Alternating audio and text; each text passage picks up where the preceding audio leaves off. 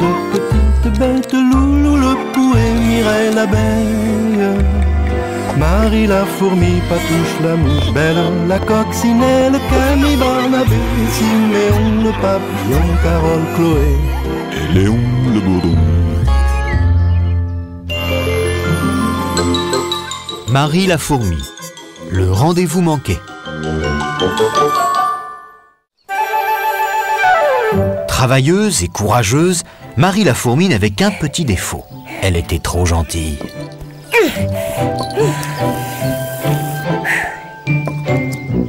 Oh Marie, tu peux venir me donner un coup de main?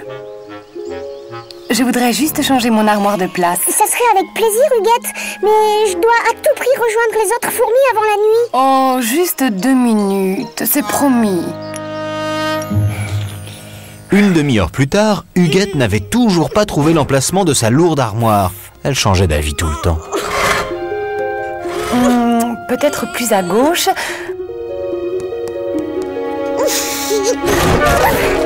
Mais non, moins que ça, voyons. Finalement, je me demande si elle n'était pas mieux de l'autre côté, non? C'est que... il faudrait vraiment que j'y aille. Je veux rater ma colonne de fourmis, moi. Tu ne veux pas me laisser tomber tout de même. Tu sais bien que je suis trop fine et délicate pour faire ce grossier travail de déménageur.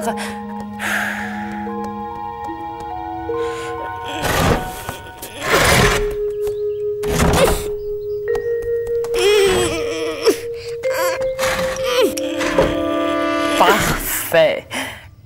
Tu vois quand tu veux. Bon, alors je file.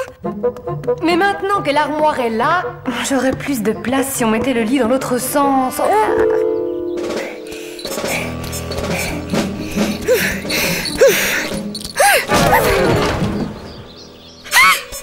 Elles sont déjà parties.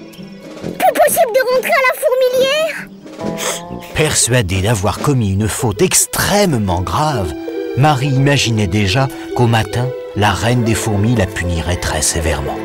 Et cette nuit, où est-ce que je vais pouvoir dormir?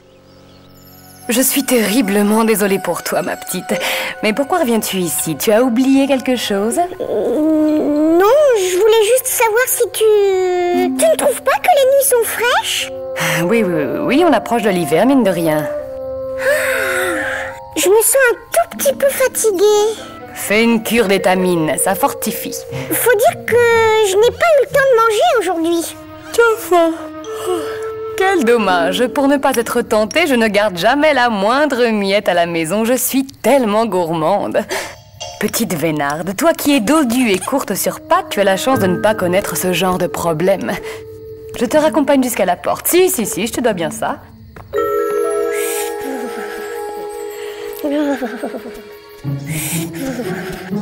Salut Marie! La forme? Tu viens chez moi, j'ai préparé un de ces repas, tu m'en diras des nouvelles. Non, merci Patouche, je n'ai pas faim.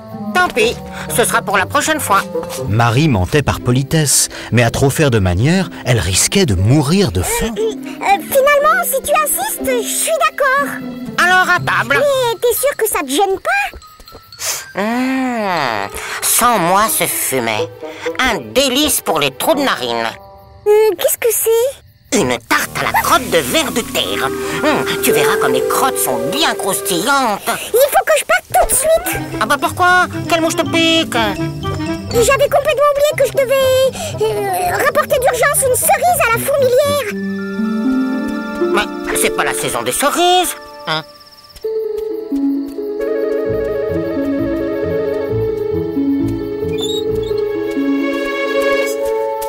Comme une enfant pauvre devant une vitrine de Noël, la fourmi observait Mireille avec envie. Oh. Marie, mais qu'est-ce que tu fais ici en pleine nuit?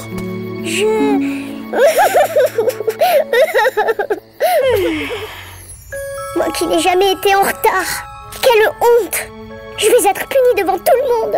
Et si tu ne rentrais pas? Moi aussi j'ai souffert de la discipline quand j'habitais la ruche. Mais un jour, j'ai eu le courage de partir. Révolte-toi. Mais... quitte cette fourmilière et construis ta propre maison. Tu as raison. Jamais plus je ne retournerai à la fourmilière. Dans mes bras, tu es ma sœur.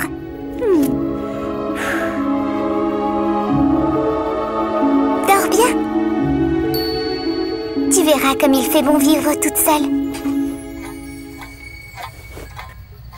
Peu habituée au silence, Marie commençait à regretter le chahut de sa fourmilière surpeuplée. Les paroles de Mireille résonnaient encore dans sa tête. Il fait bon vivre toute seule. Il fait bon vivre toute seule. Il fait bon vivre toute seule. Mais je ne pourrai jamais vivre sans les autres. Je m'ennuierai trop. En partant à l'aube, je pourrai m'expliquer devant la reine avant que la colonne ne reparte, pourvu que je me réveille assez tôt. Surtout ne pas trop dormir. Pas trop dormir.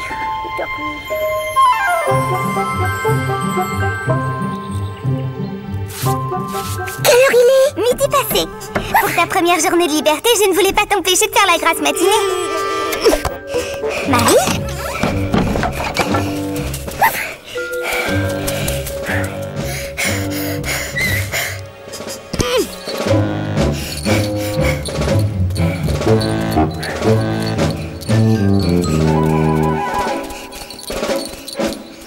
Marie s'étonna que personne ne lui pose la moindre question.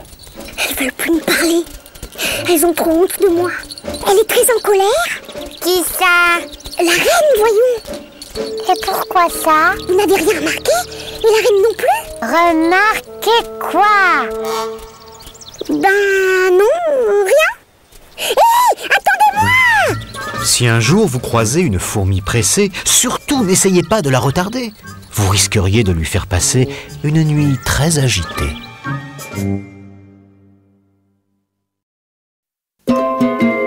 Allongez-vous dans l'herbe et regardez vivre ces drôles de petites bêtes. Loulou le pou et Mireille l'abeille, Marie la fourmi, Patouche la mouche, Belle la coccinelle, Camille Barnabé, Siméon le papillon, Carole, Chloé et Léon